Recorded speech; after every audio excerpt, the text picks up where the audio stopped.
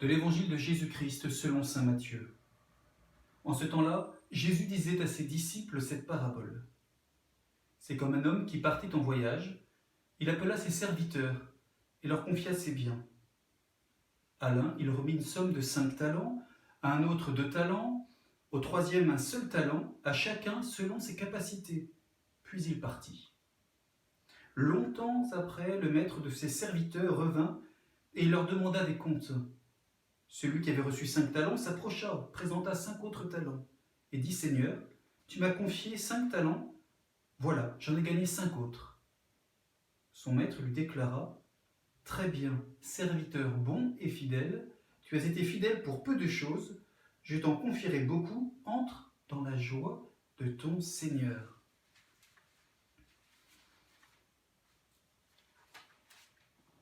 Tu as été fidèle. Pour peu de choses, je t'en confierai beaucoup, entre dans la joie de ton Seigneur. Alors, soyons clairs, vous n'avez entendu que la lecture brève de l'Évangile. Et c'est un peu une fake news quand même, cette lecture brève. On tire un passage, toujours le danger de prendre un passage, et on passe complètement à côté du message de cette parabole de Jésus. Il faut lire en entier. C'est comme si vous lisiez la fable du corbeau et du renard, et vous prenez juste le démarrage en vous arrêtant à que vous êtes joli, que vous me semblez beau. Et voilà, et on s'arrête là.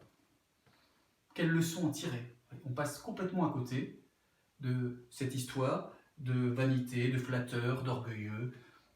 C'est pareil avec cet évangile. Ici, on oublie complètement le troisième serviteur qui a caché son talent, l'a mis en terre par peur, et qui va finir dans les pleurs et les grincements de dents.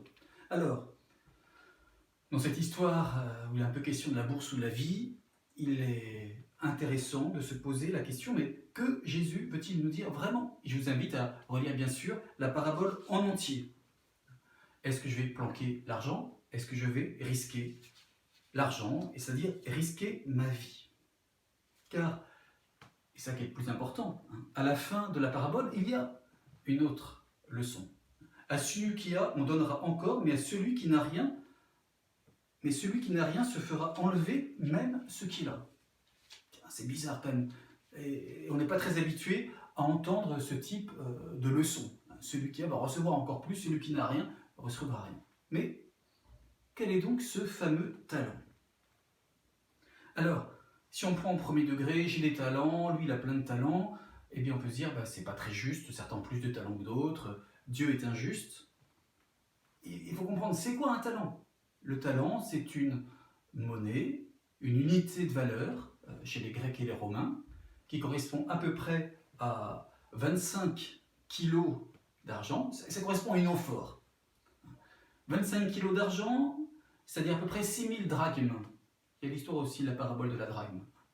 Alors, pour vous donner une échelle, et elle est importante cette échelle, un mercenaire romain, on a les traces, il est payé 1 drachme par jour.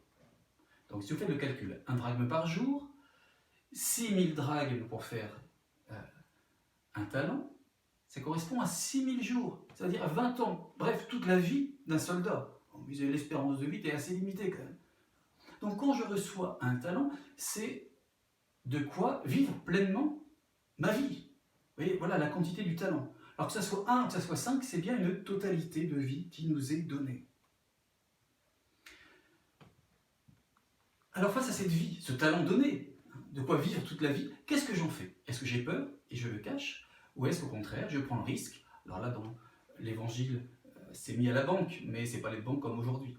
Je prends le risque de lui faire porter du fruit, de fructifier. Et c'est bien ce à quoi le Seigneur nous invite. La vie que j'ai reçue, je dois la faire fructifier.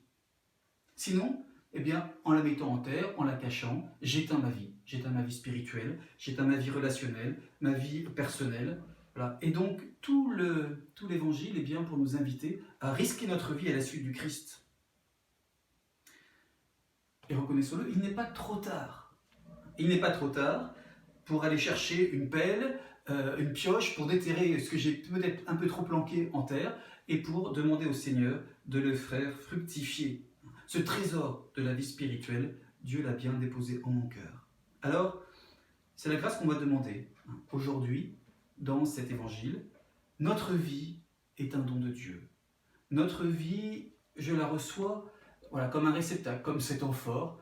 Hein. Saint Paul parle du fait qu'on est un vase d'argile qui possède un trésor immense, un pauvre vase d'argile, un peu fissuré, un peu blessé par le péché.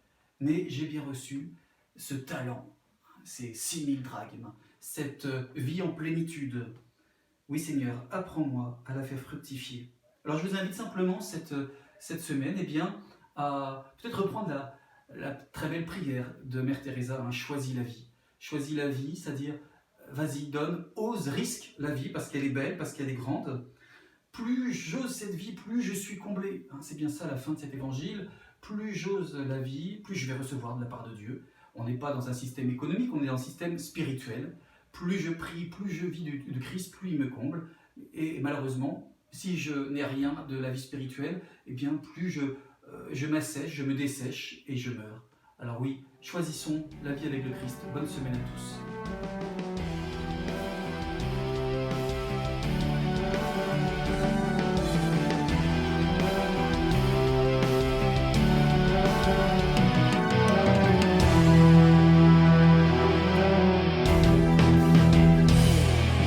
La vie est précieuse, protège-la. La vie est richesse, partage-la. La vie est tristesse, transforme-la. La vie est promesse, engage-toi. Marie, notre mère, reine de l'univers. Marie, notre mère, reine de l'univers. Renaître en route, tel est le défi. Avec Jésus tu vas loin. Regarde Marie et choisis la vie. Elle te montre le chemin. La vie est un rêve, réalise-le. La vie est défi, relève-le. La vie est devoir, affronte-le. La vie est un jeu, avance-le. Renaître en route, tel est le défi. Avec Jésus tu vas loin. Regarde Marie et choisis la vie.